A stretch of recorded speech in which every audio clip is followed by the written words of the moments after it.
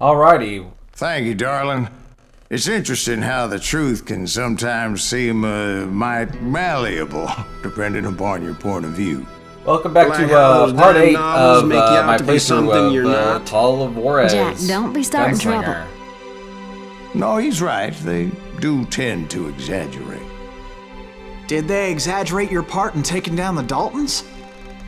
Well, I was there in the flesh, boy, so I saw what happened firsthand.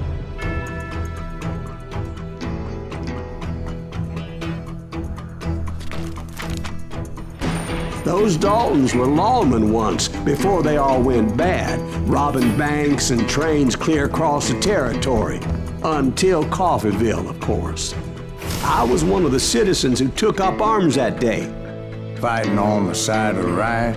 I did my best, sir. We all did.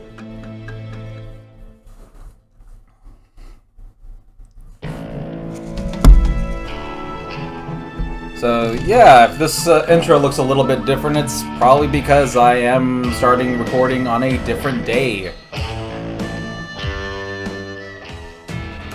It was early morning. One of my friends was a local gunsmith, and he handed out firearms to anybody who'd take one. You see, the Daltons got it in their heads to rob 2 banks at the same time. 2 banks on the same damn street. That'd be stupid. Why were there 2 banks in the same town? His girl was always riding him about how he had no ambition. Oh, you're nobody next to Jesse James, she'd say. Finally, the bastard took his brothers to Coffeeville just to shut her up. Okay, let's go. Well, the locals recognized the Daltons right off. Before they could get away, half the town took up arms to defend their property. Over there!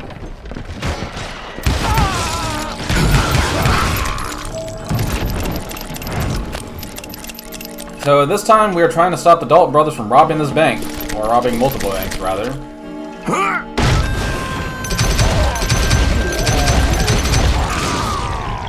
The brothers paid dearly for their stupidity. But everybody knows they had it coming. There's more to it than that. I read all about that day, so I know for a fact that it went down very differently. First of all, it was high noon. A posse of U.S. deputy marshals were on the rooftop across the street. Get ready, boys. They're gonna make a move. The lawmen had been tracking the Daltons for months. Now they finally had them dead to rights. Among them was a bounty hunter feared by many a lawbreaker. This man had no intention of letting the Daltons slip away. Come on, there we The go. marshals tried to get the Daltons to surrender. They'll give up eventually. We just gotta wait to suck the bitches out. This bounty hunter knew that the brothers were far too proud to ever lay down their guns. Come on. Pop your head out. He went in there alone to confront those criminals. One of the marshals shouted, "Where are you going? Are you crazy?" Hey, where do you think you're going, dumbass? That right? But he paid him no mind. He saw a way to get around to the back of the bank.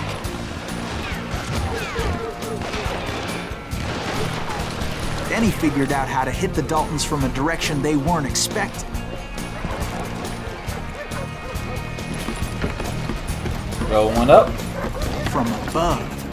Fortunately, a water tower was right there. A moment later, he was climbing up a steep ladder, laughing at danger as he did. It was brave men like him who risked their lives to tame this wild country.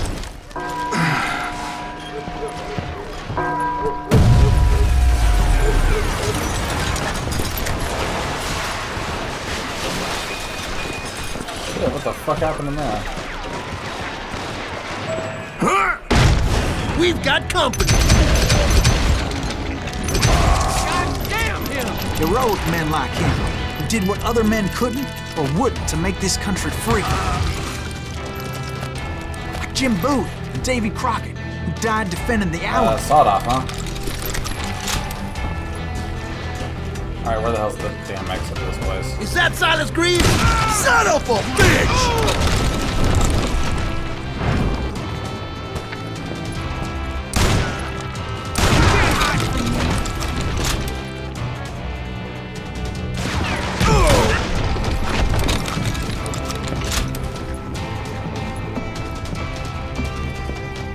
kill you!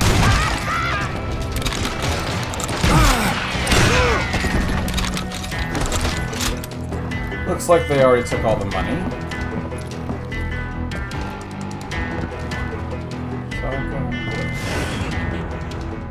Over there! That's Silas Greaves! What the hell? Bland! He came away victorious, taking down those thieving Daltons.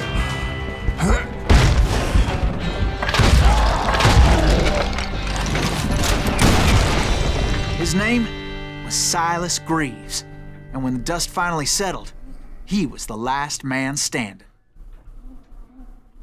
Sorry, kid, but that just wasn't the way it happened.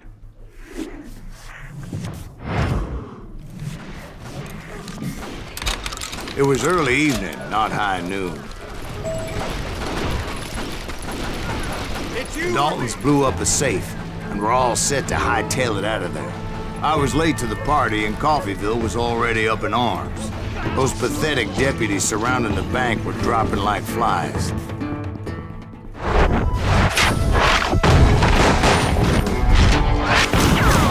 The leader, the lover, the loser. I had been tracking those jokers for months, waiting for them to do something reckless. And finally, they did. Those stupid bastards decided to rob 2 banks at the same time in the same town where everybody knew them. But they still had friends in Coffeyville. Hey, you got us killed. What's the holes in them? And those friends came after me like a pack of wild dogs, tooth and nail. They were coming at me from all directions. Damn it, I fucked that one up. You can't get him.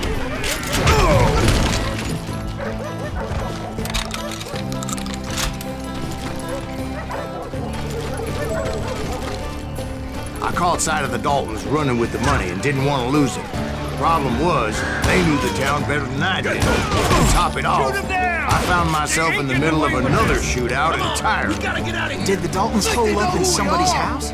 No, it was the Smiths, I believe. They were cousins of the Daltons. And they were shooting at the Browns, who were shooting at the Daltons.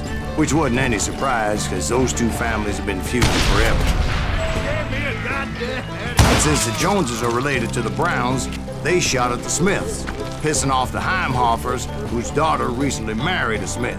Well, bullets were flying every which way as all the old feuds in Kansas caught fire all at once. There was a hell of a lot of pissed off people in Coffeyville that day. But that's just the way life is sometimes. Shit happens.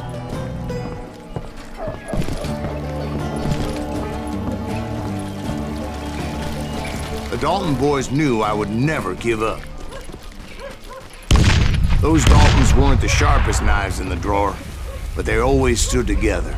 They set a trap to slow me down and allow at least 2 of them to escape.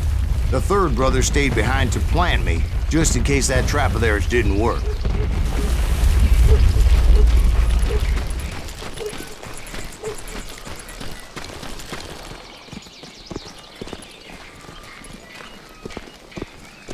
It was Emmett, the youngest, and he decided to stand his ground and face me down. I ain't afraid of you, Silas Greaves. This is where it ends for you. He was determined to protect his brothers. I understood how he felt. Taking me on all by his lonesome wasn't exactly a recipe for a long life. You like a redheaded snake. Shut up!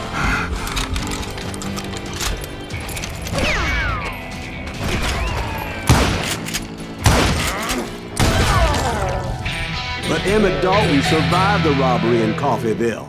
He's the only Dalton who did. They say he was shot 23 times. Well, Dwight, who do you think put all those damn holes in him?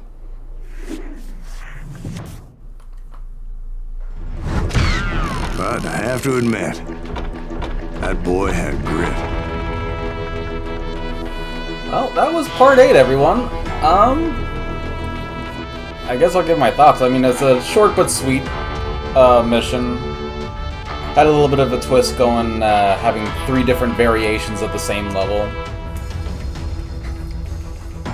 Just running in, guns blazing. The second one running in from the top, guns blazing. And then the third one just chasing them down, guns blazing. I mean, that's a typical Western, so I like it a whole lot.